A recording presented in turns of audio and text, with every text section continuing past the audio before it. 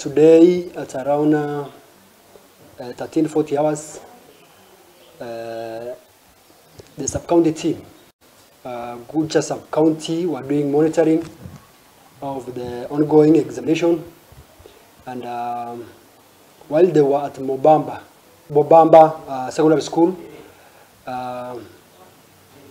they visited that school examination rooms, whereby they noticed that there were some materials. There were some materials, suspicious materials behind.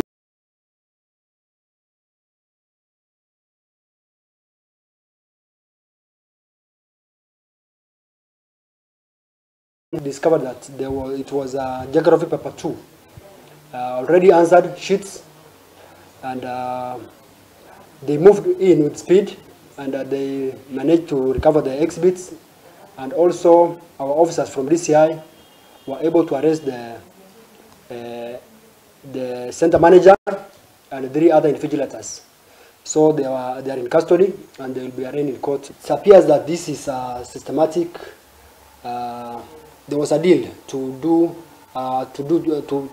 assist the students do examination, which is very bad precedence. We are not going to allow that to continue. So it will set a bad precedence to other learners. So we shall take action.